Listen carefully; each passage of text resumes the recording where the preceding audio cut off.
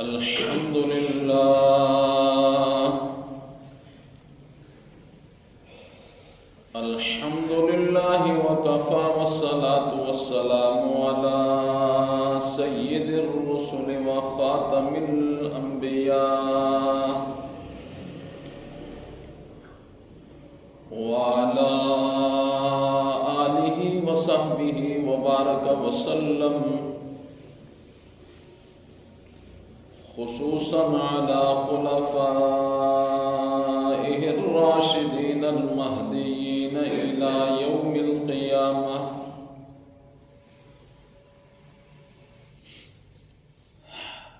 أما بعد فأعوذ بالله من الشيطان الرجيم. بسم الله الرحمن الرحيم. يوم لا ينفع مال ولا بنون إلا من أتى الله بقلب سليم.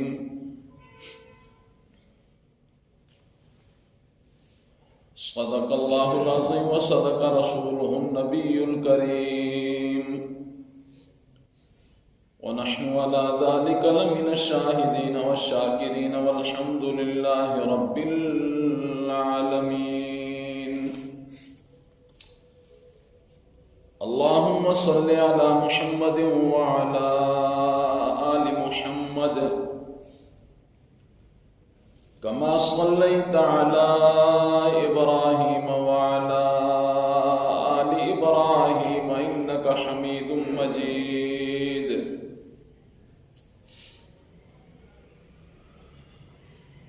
اللهم بارك على محمد وعلى آل محمد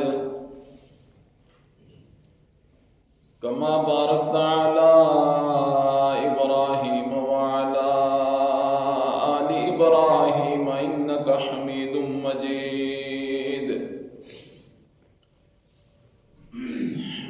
رب اشرح لي صدري ويسر لي أمري واحلل عقدة من لساني يفقهوا قولي. رب زدني علما رب زدني علما رب زدني علما.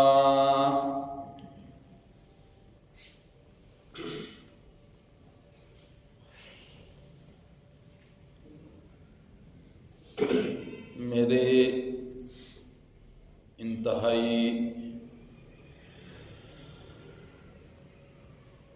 واجب الاحترام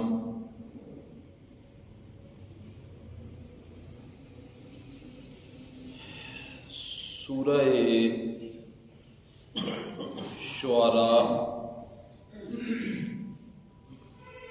19واں پارہ، اس کی 2 آیتیں تلاوت کی ہیں.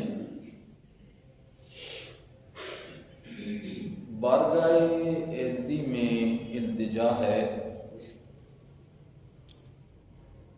کہ خالق ارض و سما ان آیات کے مطابق کما حقہ گفتگو کرنے کی توفیق نصیب فرمائے. اللہ رب العزت نے سورہ شعراء کی ان 2 آیتوں میں قیامت تک آنے والے انسان کے لیے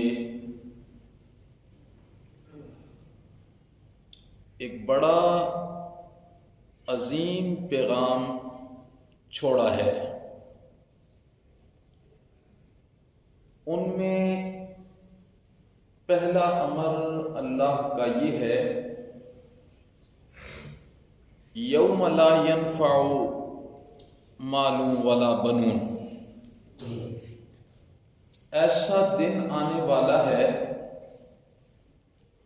جس میں مال اور اولاد یہ کام نہیں آئیں گے. کام کیا آئے گا؟ اللہ نے فرمایا الا من اتى اللہ بقلب سلیم. جو میرے پاس قلب سلیم لے کر آئے گا نا، قلب سلیم، کامیاب و کامران صرف وہی ہوگا. قلب سلیم کیا ہے؟ اس کی تفسیر و تشریح بیان کرنے سے پہلے چند باتیں بطور مقدمہ کے آپ کے گوش گزار کروں گا،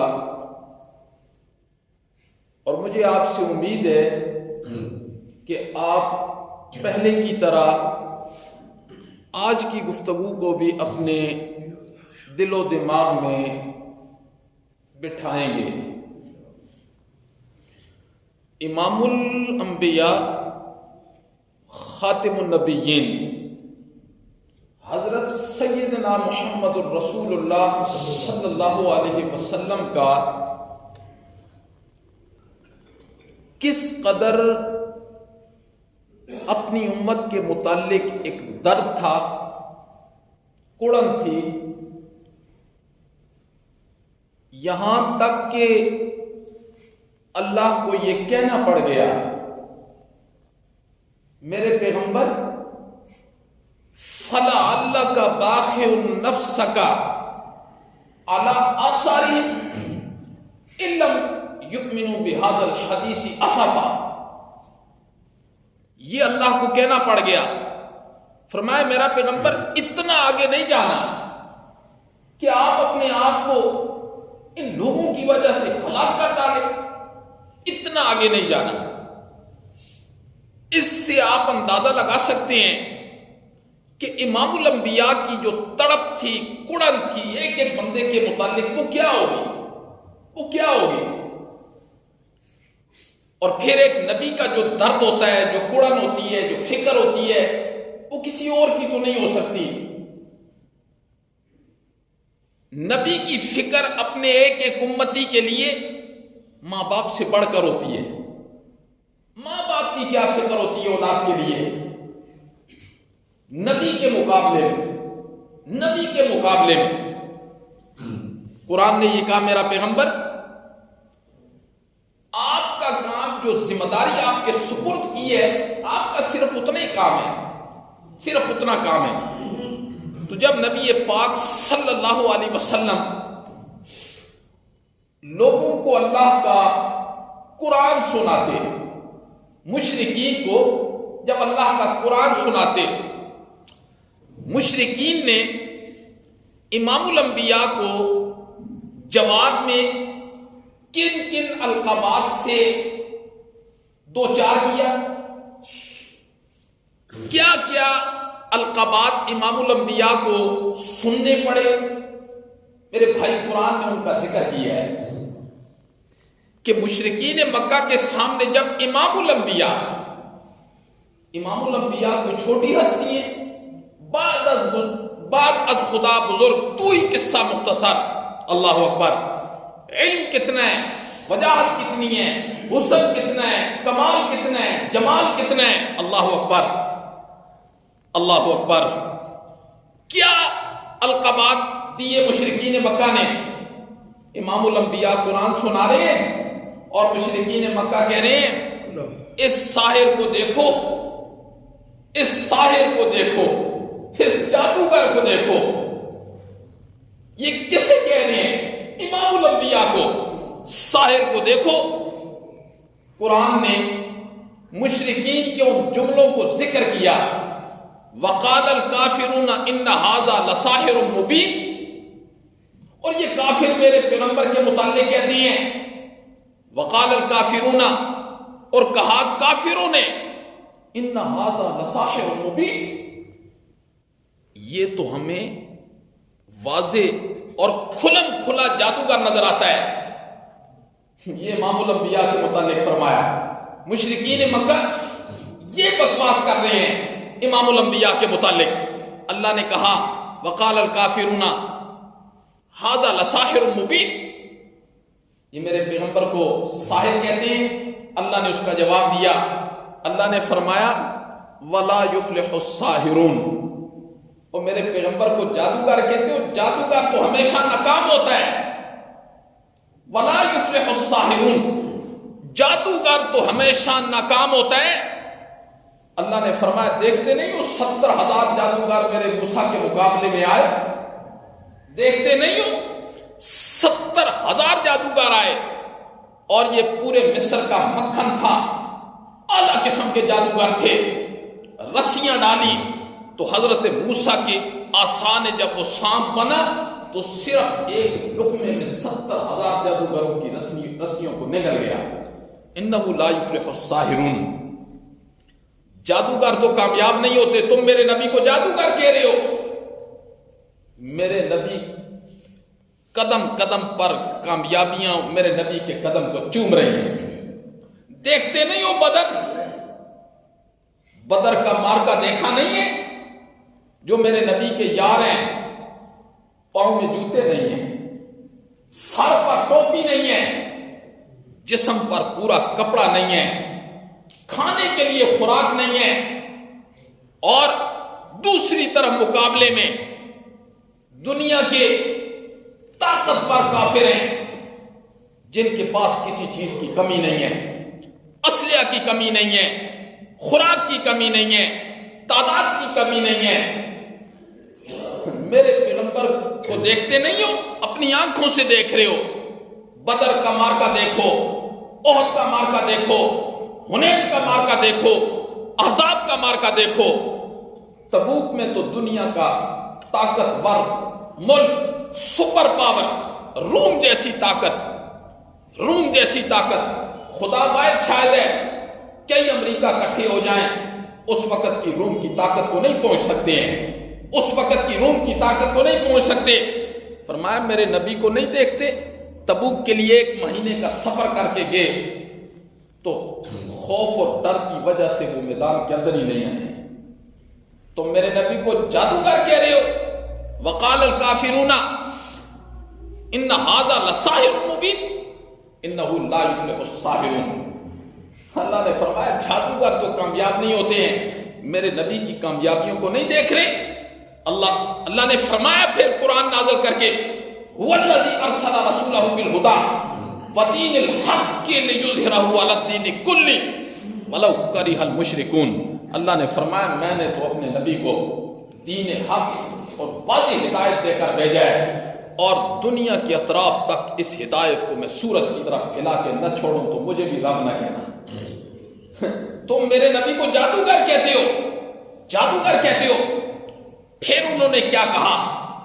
پھر میرا نبی جب قرآن سناتا نا تو پھر آوازیں آتی. ایک طرف سے آواز آ رہی ہے انت مجنون. اللہ اکبر. یہ میرے نبی کو الفاظ سننے پڑتے تھے. ایک طرف سے آواز آ رہی ہے انت مجنون، یہ تو مجنون ہے. اللہ نے قرآن نازل کر دیا. قرآن نازل نون والقلم وما یسطرون ما انت بنعمت ربک بمجنون ما انت بنعمت ربک بمجنون. میرا پیغمبر آپ اپنے رب کی نعمت کے ساتھ مجنون نہیں ہیں. اللہ نے فرمایا قرآن جیسی کتاب ہم مجنونوں پر اتارا کرتے ہیں. وما انت بنعمت ربک بمجنون، قرآن جیسی کتاب ہم مجنونوں پر اتارا کرتے ہیں. یہ آوازیں آ رہی ہیں انت مجنون. جب یہ آواز آئی نا امام الانبیاء نے سنا، قرآن نازل ہو گیا. اللہ نے قرآن نازل کر دیا. فرمایا فذکر فما انت بنعمت ربک بکاہن ولا مجنون. میرا پیغمبر آپ نصیحت کرتے چلے جائیں، نصیحت کرتے چلے جائیں. اپنی ذمہ داری کے اندر سستی کا مظاہرہ نہیں کرنا. ان کی باتوں کو سامنے رکھ کر میرا پیغمبر آپ دعوت کا کام کرتے چلے جائیں، کرتے چلے جائیں. فذکر، آپ نصیحت کیجئے، بنعمت رب کا، اپنے رب کی نعمت کے ساتھ. میرا پیغمبر یہ مجنوں کہہ رہے ہیں، یہ آپ کو مجنوں کہہ رہے ہیں، اور ہم نے آپ کو نبوت جیسی نعمت سے سرفراز کر دیا ہے.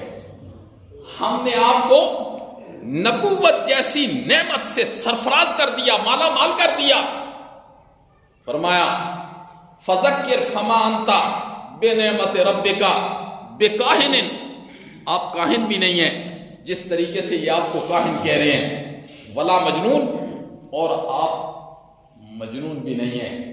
آپ فذکر، نصیحت کرتے چلے جائیں، میری وحدانیت کا تعارف کرتے چلے جائیں، انہیں قرآن سناتے چلے جائیں.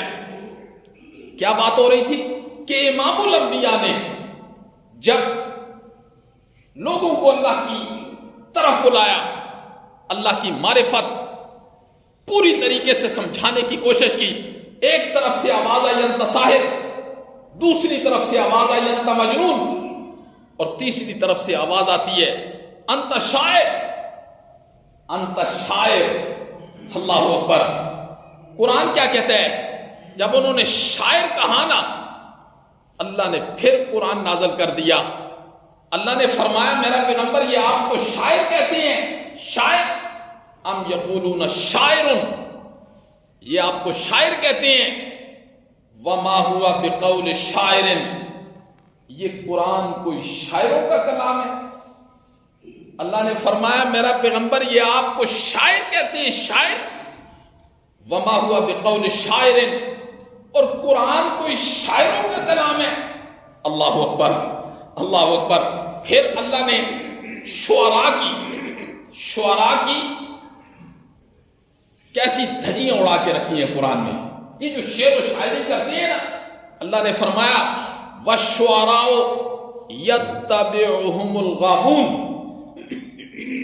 يَتَّبِعُهُمُ الْغَاوُونَ. فرمایا، اللہ نے فرمایا شعراء یہ ہوتے ہیں اصل مجنوں، یہ ہوتے ہیں جی کبھی کہاں گھوم رہے ہیں، کبھی کہاں گھوم رہے ہیں. اور شعراء کی پیروی کرنے والے ہمیشہ گمراہ لوگ ہوتے ہیں، غابون. اللہ نے پھر جواب دیا مشرکین مکہ کو، میرے نبی کو شاعر کہتے ہو، میرے نبی کو شاعر کہتے ہو. فرمایا شعراء کی مجلس میں بیٹھنے والے تو غابون ہوتے ہیں، گمراہ ہوتے ہیں، اور میرے نبی کی مجلس میں دیکھو صدیق اکبر جیسے لوگ ہیں. اور پھر صحابہ کے متعلق کیا فرمایا؟ میرے نبی کو شاعر کہتے ہو، شاعر گمراہ ہوتے ہیں، شاعروں کی پیروی کرنے والے گمراہ ہوتے ہیں. اللہ نے فرمایا میرے نبی کی مجلس میں بیٹھنے والے اولئک هم الراشدون ہیں، اولئک هم الراشدون. مولا کیسے راشد ہیں، کیسی تعریف کر کے چھوڑی. اللہ نے فرمایا میرے نبی کے یار تو ایسے ہیں دامن نچوڑے تو فرشتے وضو کرنے لگ جائیں. میرے نبی کے یار تو ایسے ہیں اولئک هم الراشدون. ایک طرف سے آواز آتی ہے انت ساحر، پھر آواز آتی ہے انت مجنون، پھر آواز آتی ہے انت شاعر. اللہ رب العزت نے ان کی ایک ایک بات کا جواب دیا. فرمایا نہ میرا نبی ساحر ہے، نہ میرا نبی ساحر ہے، اور نہ میرا نبی مجنون ہے. میرا نبی مجنون بھی نہیں ہے، میرا نبی کاہن بھی نہیں ہے، اور میرا نبی شاعر بھی نہیں ہے. شاعر نہیں ہے. شاعر کیسی باتیں کرتے ہیں؟ افسانوی باتیں ہوتی ہیں شعراء کی، افسانوی. فرمایا میرے پیغمبر تو حقیقت پر مبنی گفتگو کرتے ہیں، شعراء تو افسانوی باتیں کرتے ہیں نا، نہیں کرتے. شعراء افسانوی باتیں کرتے ہیں جن کی نہ کوئی ٹانگ ہوتی ہے، نہ کوئی دھاڑ ہوتا ہے، نہ سار ہوتا ہے، افسانوی بات. فرمایا میرے نبی کو تم شاعر کہتے ہو، میرے نبی کی باتیں، اور تم بارہا اس کا تجربہ کر چکے ہو، بارہا تم اس کا تجربہ کر چکے ہو کہ میرے نبی کی باتیں کتنی سچی ہوتی ہیں. چلو قرآن نے ایک واقعہ ذکر کیا ہے. ایک مرتبہ ایران اور روم کی جنگ ہو گئی، ایران اور روم کی جنگ ہو گئی. ایرانی سارے آتش پرست تھے، مشرک تھے، اور روم والے عیسائی اہل کتاب تھے، اہل کتاب. اور ایرانیوں نے رومیوں کو، اہل کتاب والوں کو شکست دے دی. جب شکست دی نا تو یہ بات عرب میں پہنچی، پھر مکہ میں پہنچی، پھر مکہ کے مشرکوں تک پہنچی. اس وقت نبی پاک صلی اللہ علیہ وسلم قرآن کی دعوت دے رہے تھے. مشرکین مکہ نے اتنا پروپیگنڈا کیا نا، مشرکین مکہ نے کہا وہ مشرک تھے نا، وہ ایران والے، وہ ہمارے ساتھی تھے، یہ اہل کتاب ہیں، تم بھی اہل کتاب ہو، یہ عیسائی اہل کتاب ہیں، تم بھی اہل کتاب ہو. جیسے انہوں نے عیسائیوں کا کچومر نکال کے رکھ دیا نا، اب تم انتظار کرو، انتظار کرو، اب ہم تمہارا کیسے کچومر نکال کے رکھیں گے. اللہ اکبر. یہ باتیں اس قدر پھیلائی نا، حضرت صدیق اکبر رضی اللہ تعالیٰ عنہ اٹھے، اور قرآن تو اللہ نے نازل کر دیا تھا. اللہ اکبر. الف لام میم غلبت الروم فی ادنی الارض وهم من بعدہم. قرآن نازل کر دیا، اللہ نے قرآن نازل کر دیا تھا ان کی باتوں کے بعد. انہیں تو نہیں پتا تھا. حضرت صدیق اکبر گئے، صدیق اکبر اور ابی بن خلف بیٹھا ہوا تھا بازار میں. اسے کہنے لگے ابی بن خلف تھوڑے دن ہیں، اب روم دیکھو ایران کی کیسی دھجیاں اڑا کے رکھتا ہے، کیسی دھجیاں اڑا کے رکھتا ہے. ابی بن خلف کہنے لگا یہ تو ہو نہیں سکتا، یہ کیسے ہو سکتا ہے کہ اب روم شکست زدہ، اب کیسے ہو سکتا ہے کہ وہ ایران پر غالب آ جائے. ابی بن خلف نے کہا کہ لگا شرط میرے ساتھ. ابھی احکامات نہیں آئے تھے، اس وقت شرط جائز تھی، ابھی احکامات تو مدینہ میں آئے، احکامات نہیں آئے. کہنے لگے حضرت ابو بکر صدیق رضی اللہ تعالیٰ عنہ نے فرمایا اگر 3 سال کے اندر روم ایران پر غالب نہ آیا تو 10 اونٹ میں دوں گا، اگر غالب آ گیا تو 10 اونٹ تو نے دے دے. یہ بات کر کے نبی پاک صلی اللہ علیہ وسلم کے پاس آئے، ساری بات کہی. نبی پاک نے حضرت ابو بکر صدیق سے فرمایا ابو بکر 3 سال کا تجھے کس نے بتایا ہے؟ قرآن تو کہتے ہیں فی بضع سنین، اور بضع کا اطلاق تو 3 سے لے کر 9 تک ہوتا ہے، کم از کم 3 اور زیادہ سے زیادہ 9 تک ہوتا ہے عربی کے اندر.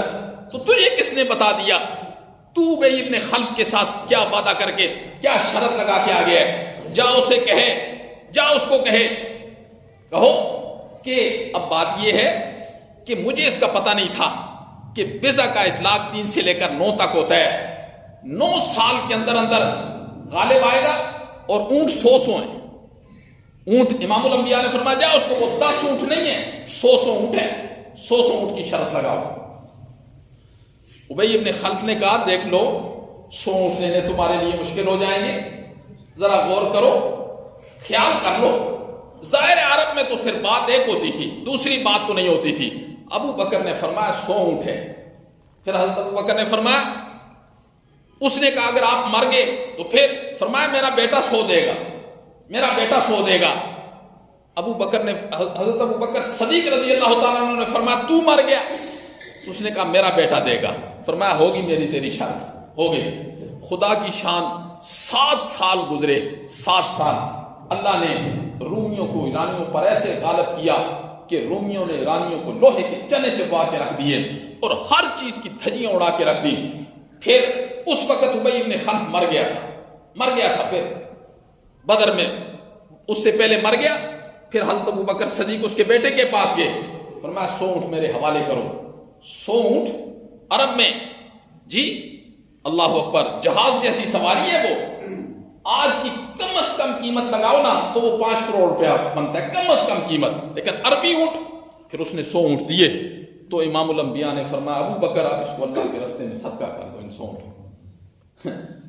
اللہ نے فرمایا ساری حقیقت اپنی آنکھوں سے دیکھ چکے ہو، پھر میرے نبی کو کہتے ہو انت ساحر، انت مجنون، انت شاعر، انت کذاب. یہ ساری حقیقت تو قرآن اس حقیقت کو بیان کر رہا ہے نا، قرآن اس حقیقت کو بیان کر رہا ہے. قرآن نے بڑے حقائق بیان کیے ہیں. ان حقائق میں سے ایک حقیقت قرآن نے یہ بیان کی ہے، یوم لا ینفع مال ولا بنون الا من اتى اللہ بقلب سلیم. ان حقائق میں سے ایک حقیقت قرآن نے یہ بیان کی ہے کہ لوگوں قیامت والے دن دو چیزیں کام نہیں آئیں گی، مال اور اولاد۔ آج سارے جتن لوگ کس کے لیے کرتے ہیں؟ مال کے لیے سارے جتن کرتے ہیں، اور مال نہیں ہوتا تو کتنی پریشانی کا سامنا ہوتا ہے۔ اولاد کے لیے لوگ کتنے کتنے جتن کرتے ہیں، بیٹے کے لیے لوگ کتنے کتنے جتن کرتے ہیں، میرا بچہ ہو جائے، میرا بیٹا ہو جائے۔ اللہ نے فرمایا یوم لا ينفع مال ولا بنون، قیامت والے دن یہ دونوں چیزیں کام نہیں آئیں گی۔ الا من اتى اللہ بقلب سلیم، مولا تو کیا کام آئے گا؟ اللہ نے فرمایا جو قلب سلیم میرے پاس لے کر آئے گا وہی کامیاب ہوگا، وہی کامیاب ہوگا۔ اب قلب سلیم کیا ہے؟ وقت بڑا مختصر ہے، آپ نے توجہ کرنی ہے۔ قلب سلیم کی 5 قسمیں ہیں، بولو کتنی قسمیں ہیں؟ قلب سلیم کی 5 قسمیں ہیں، 5 شرائط ہیں، جس میں 5 شرائط پائی جائیں گی، وہ قلب سلیم ہے، جسے اللہ نے کہا الا من اتى اللہ بقلب سلیم، جو قلب سلیم لے کر آیا۔ اس میں سب سے پہلی شرط کیا ہے؟ فرمایا الذین یکون قلبہ خالیا عما سوى اللہ۔ قلب سلیم کی پہلی شرط کیا ہے؟ پہلی شرط یہ ہے الذین یکون قلبہ خالیا عما سوى اللہ، ایسا دل جس میں صرف اللہ کی محبت ہو، ایسا دل الذین یکون قلبہ خالیا عما سوى اللہ، ایسا دل کہ جس کے اندر خالص اللہ کی محبت ہو۔ خالص اس کا کیا مطلب ہے؟ اس کا کیا مطلب ہے؟ اس کا مطلب ہے لا الہ الا اللہ محمد الرسول اللہ، یہ مطلب ہے جس دل میں خالص اللہ کی محبت ہو۔ اس کا کیا مطلب ہے؟ لا الہ الا اللہ محمد الرسول اللہ، محمد الرسول اللہ۔ یاد رکھنا میرے بھائی، ابھی میں لا الہ الا اللہ کا معنی سمجھانے لگا ہوں، ذرا توجہ سے سننا۔ لا الہ کیا مطلب؟ دل اللہ کا گھر ہے، بولو دل کس کا گھر ہے؟ دل اللہ کا گھر ہے، یہ بتوں کا مندر نہیں ہے۔ دل اللہ کا گھر ہے، یہ بتوں کا مندر نہیں ہے۔ ان سے اپنی جان چھڑا لو، ان سے اپنی جان چھڑا لو، غیر اللہ سے اپنی جان چھڑا لو۔ دل اللہ کا گھر ہے، یہ بتوں کا مندر نہیں ہے، ان سے اپنی جان چھڑاؤ۔ یہ لا الہ ہے، یہ کیا ہے؟ لا الہ الا اللہ کیا ہے؟ دل کو اللہ کی محبت سے سجانا، یہ الا اللہ ہے۔ یہ کیا ہے؟ الا اللہ۔ اب اگلی بات ذرا غور سے سننا۔ لا الہ کیا ہے؟ کیا ہے؟ دل اللہ کا گھر ہے، یہ بتوں کا مندر نہیں ہے، ان سے اپنی جان چھڑاؤ، یہ لا الہ ہے۔ اور دل کو اللہ کی محبت سے سجانا، یہ الا اللہ ہے، یہ الا اللہ۔ اب سمجھنا ذرا کہ دل اللہ کا گھر ہے، یہ بتوں کا مندر نہیں ہے، اس دل کو اللہ کی محبت سے سجانا ہے۔ دل اللہ کا گھر تب بنے گا، دل اللہ کی محبت سے سجایا تب جائے گا۔ محمد الرسول اللہ، محمد الرسول اللہ۔ جب محمد الرسول اللہ کے نقش قدم پر اپنے آپ کو چلاؤ گے جی، تب یہ دل اللہ کا گھر بنے گا، اور تب اس دل کو اللہ کی محبت سے سجایا جائے گا۔ محمد الرسول اللہ صلی اللہ علیہ وسلم کے نقش قدم پر اللہ کی محبت بھی اسی وقت حاصل ہوگی جب امام الانبیاء کے دروازے کو دستک دی جائے گی، یعنی امام الانبیاء کے قدموں پر چلا جائے گا۔ کیا مطلب؟ ایک مثال دے دیتا ہوں، ایک مثال، پوری شریعت تو نہیں میں بیان کر سکتا، صرف ایک مثال دوں گا۔ دیکھو ایک آدمی ہے، ایک آدمی اللہ کی خالص محبت کے اندر محو ہے، خالص محبت کے اندر محو ہے، اور اس قدر محو ہے کہ 7 دروازوں کے اندر جاتا ہے اور کہتا ہے مجھے کوئی دیکھنے والا بھی نہ ہو۔ عصر کی نماز کے فرضوں کے بعد وہ نفل شروع کر دیتا ہے، وہ نفل، میری جملوں پر ذرا غور کرنا، نفل شروع کر دیتا ہے، یہ اللہ کی محبت. حالانکہ قرآن کیا کہتا ہے؟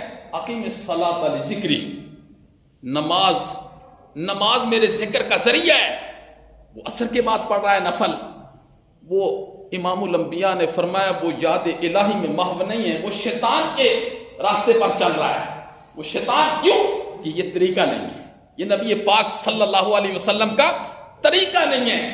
لیکن وہ اپنی اللہ سے محبت کر رہا ہے، لیکن مرضی وہ اپنی نفس کی. نہ، ایسے نہیں ہوگا میرے بھائی، ایسے نہیں ہوگا.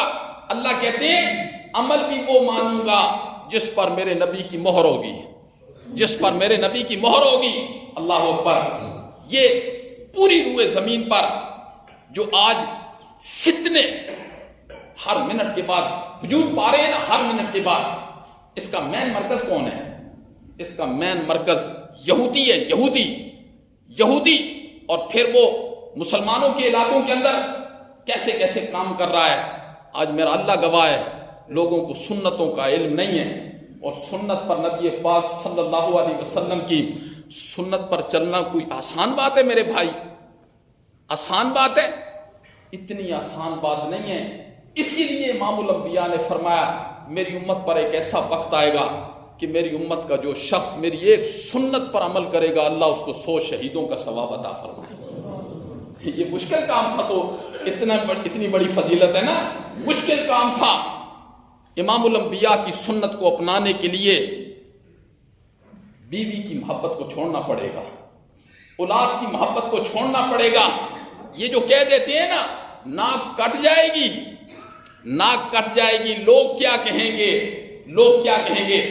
لوگوں کی وجہ سے نبی پاک صلی اللہ علیہ وسلم کی سنتوں کا جنازہ آج ہمارے معاشرے سے نکل رہا ہے. اور کن کے طریقوں پر آج ہم چل رہے ہیں؟ ہندوؤں کے طریقے پر چل رہے ہیں، جنہیں اتنی عقل بھی نہیں ہے کہ گائے کا پیشاب نہیں پینا. ان کے طریقے پر آج مسلمان چل رہا ہے. ان کے طریقے پر آج ایک نوجوان ہے، وہ سٹائل اس طریقے سے بنا رہا ہے جس طریقے سے ہندو اداکار ہوتا ہے، اس میں وہ اپنی کامیابی سمجھتا ہے. میرے بھائی ایمان کو اتنی گری پڑی چیز ہے کہ اٹھائیں گے اور جنت میں چلے جائیں گے. ایمان کے لیے بہت تگ و دو کرنی پڑتی ہے، بہت تگ و دو کرنی پڑتی ہے. پڑھو حضرت بلال کی زندگی کو، پڑھو حضرت یاسر کی زندگی کو، پڑھو حضرت بلال کی زندگی کو، پڑھو حضرت سمیہ کی زندگی کو. اسلام کی سب سے پہلی شہیدہ ہے، صرف نازک ہے، عورت ہے. کیا کہہ رہا ہے ابو جال کہہ رہا ہے اس کا نام لینا چھوڑ دے، لا الہ الا اللہ کہنا چھوڑ دے. اس نے کہا ابو جال یہ اب دل میں رچ گیا ہے، بس گیا ہے، کیا کرنا چاہتا ہے؟ فقز مان تقاض. جب اس نے حضرت سمیہ کو ننگا کر کے 2 اونٹوں کے ساتھ ٹانگیں باندھی نا حضرت سمیہ کی، ایک اونٹ کا منہ ادھر ہے، دوسرے کا ادھر ہے، ننگی ہے، بالکل جسم سے ننگا کر دیا حضرت سمیہ کو. حضرت سمیہ سے کہہ رہا ہے اب بھی موقع ہے، اب بھی موقع ہے. حضرت سمیہ نے کہا اب کہہ رہا ہے جب اللہ نے آسمان کے سارے پردے کھول کر جنت کو میرے سامنے کر دیا وہ ظالم، اب کہہ رہا ہے. دونوں اونٹوں کو مخالف سمت پر چلایا، حضرت سمیہ کے 2 ٹکڑے ہو جاتے. میرے بھائی ہم کن چکروں میں پڑے ہوئے ہیں؟ قرآن کو چھوڑ کر، نبی کے فرمان کو چھوڑ کر اس میں ہم اپنی کامیابی کا راز سمجھتے ہیں. نہیں میرے بھائی، نہیں، اتنا آسان نہیں ہے. اللہ قرآن میں کئی جگہ کہتا ہے کیا تم نے جنت کو اتنا آسان سمجھ رکھا ہے، اتنا آسان سمجھ رکھا ہے؟ دنیا کے کام دیکھو، ان کے لیے کتنی مشقت برداشت کرتے ہو، کتنی مشقت. آج رزق کہاں پہنچ چکا ہے، رزق کے لیے کتنی تگ و دو کرتے ہو. یہ سارے ہمارے اعمال کے نتیجے ہیں، ہمارے اعمال کے نتیجے ہیں. تو قلب سلیم کیا ہے؟ قلب سلیم وہ ہے جس میں صرف اور صرف اللہ کی کیا ہو، اللہ کی محبت ہو. اور نمبر 2 فرمایا الذین یکون قلبہ خالیا عن العقائد الباطلہ. قلب سلیم وہ ہے جو عقائد باطلہ سے خالی ہو، باطل گندے غلیظ عقیدے انسان کے دل کے اندر نہ ہو، وہ قلب سلیم ہے. دہریوں نے امت کو بہت خراب کیا. معتزلہ جو ہوتے ہیں نا، معتزلہ، انہوں نے امت کو بہت خراب کیا. ان کا یہ عقیدہ ہے، ان کا ایک عقیدہ جو معتزلہ لوگ ہیں ان کا عقیدہ ہے کہ جو بندہ گناہ کبیرہ کرے نا، گناہ کبیرہ، اللہ پر لازم ہے کہ اللہ اس کو سزا دے. ان کا یہ عقیدہ ہے. اللہ نے تو پہلے ان کے اس عقیدے کی رد کر دیا تھا قرآن میں. اللہ نے فرمایا ان اللہ لا یغفر ان یشرک بہ ویغفر ما دون ذلک لمن یشاء. اللہ نے فرمایا شرک نہیں کرنا میری ذات کے ساتھ، تیرے گناہ زمین پر رکھ دیے جائیں، عرش پر پہنچ جائیں، مشرق اور مغرب، شمال اور جنوب ڈھک جائے. اللہ نے فرمایا میں چاہوں گا نا تو بغیر سزا کے معاف کر دوں گا، چاہوں گا تو سزا دے کے معاف کر دوں گا جی، پر میری مرضی ہے، پر میری ایک شرط ہے، وہ شرک نہیں کرنا. اب شرک کون بتائے بھائی؟ مخلوق کو شرک کون بتائے؟ شرک بتانے کے لیے تو اتنا دل چاہیے میرے بھائی، اتنا دل چاہیے شرک بتانے کے لیے. نبی پاک کی اور مشرکین کی لڑائی یہ تھی. تو عقائد باطلہ سے جس انسان کا دل صاف ہوگا وہ قلب سلیم ہے. اور تیسری میں انتہائی مختصر سی تشریح کر رہا ہوں. تیسری شرط کیا ہے قلب سلیم کی؟ فرمایا الذین یکون قلبہ خالیا عن غلبۃ الشہوۃ.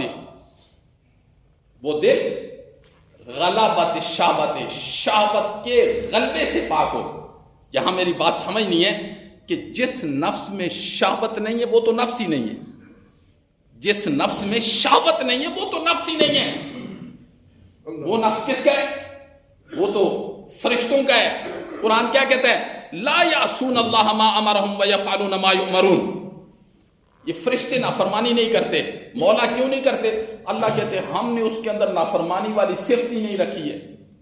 نافرمانی والی صفت ہی نہیں رکھی ہے تو وہ کیا کریں گے؟ ایک بندے کے اندر وہ صلاحیت ہی نہیں ہے جی. تو انسان کے نفس کے اندر اللہ نے شہوت بھی رکھی ہے، شہوت بھی رکھی ہے. تو یہاں فرمایا قلب سلیم کون سا ہے؟ قلب سلیم وہ ہے جو غلبہ شہوت سے خالی ہو. شہوت سے نہیں، غلبہ شہوت تو ہوتی ہے. غلبہ شہوت کیا ہے؟ ایک مثال دے دیتا ہوں. اللہ نے فرمایا بد نظری نہیں کرنی ہے، نہیں کرنی ہے. یہ ایک مثال میں دے رہا ہوں سمجھانے کے لیے. اب انسان کی جی نفس میں یہ شہوت شامل ہے، رکھی ہوئی ہے. اللہ نے رکھ کے اللہ نے کہا اب یہ صلاحیت تیرے اندر رکھی ہے، اب غیر محرم کو نہیں دیکھنا. اب جب نہیں دیکھے گا تو یہ غلبہ شہوت نہیں ہوگا، جب یہ دیکھ لے گا تو یہ غلبہ شہوت ہو جائے گا. یہ کیا ہو جائے گا؟ غلبہ شہوت ہو جائے گا. فرمایا قلب سلیم ہوتا ہے، قلب سلیم جو غلبہ شہوت سے خالی ہو. اور چوتھی شرط قلب سلیم کی کیا ہے؟ فرمایا الذین یرشد بنیہ الذین یرشد بنیہ الی حق. چوتھی شرط ہے. فرمایا قلب سلیم کی چوتھی شرط یہ ہے کہ لوگ اپنی اولاد کی تربیت حق پر کریں. حق پر لوگ اپنی اولاد کی تربیت کس پر کریں؟ حق پر. انہیں اسلام کی بنیادی چیزوں سے آگاہ کرنا یہ والدین کی ذمہ داری ہے. والدین کی ذمہ داری ہے کہ بیٹا پاکی کیا ہوتی ہے، ناپاکی کیا ہوتی ہے، لا الہ الا اللہ محمد الرسول اللہ کی حقیقت کیا ہوتی ہے. یہ والدین کی ذمہ داری ہے، یہ والدین کی ذمہ داری ہے. اللہ اکبر.